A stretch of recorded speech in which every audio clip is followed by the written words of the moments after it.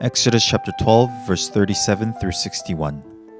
And the people of Israel journeyed from Ramses to Succoth, about 600,000 men on foot, besides women and children. A mixed multitude also went up with them, and very much livestock, both flocks and herds. And they baked unleavened cakes of the dough that they had brought out of Egypt, for it was not leavened, because they were thrust out of Egypt, and could not wait, nor had they prepared any provisions for themselves.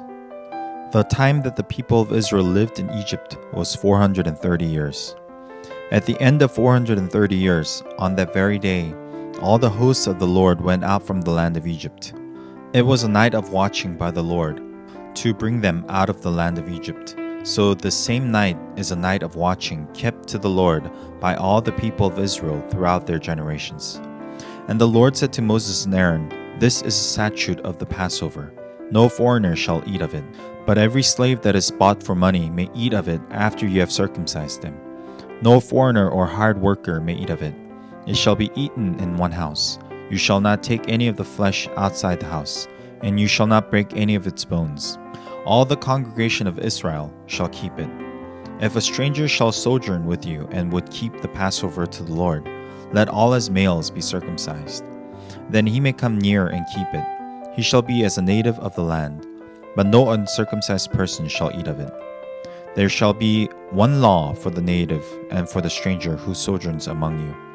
All the people of Israel did as the Lord commanded Moses and Aaron. And on that very day, the Lord brought the people of Israel out of the land of Egypt by their hosts. In today's passage, we see God instructing Israel that has just come out of Egypt. God's main command is for all Israel to be circumcised, and only those who have been circumcised, whether they're natives or foreigners, to partake in the Passover. The matter of circumcision was a very important act for the Israelites.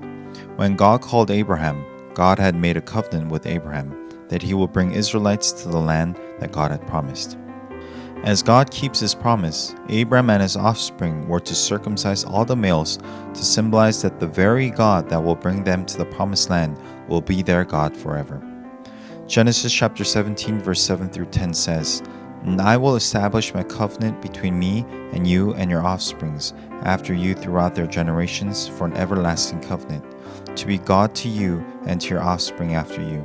And I will give to you and to your offspring after you the land of your sojournings, all the land of Canaan, for an everlasting possession, and I will be their God."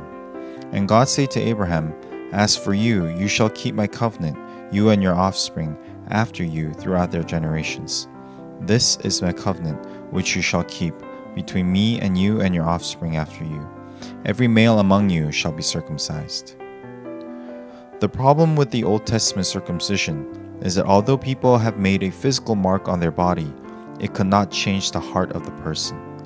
When the Israelites camped at Mount Sinai, rather than waiting for God, they made an idol for themselves. Despite their promise to have God, their only God, and circumcise themselves as a sign of the promise, their hearts would not fully follow God. Therefore, when Jesus came, God had now brought the external circumcision into the heart by the death and resurrection of Christ.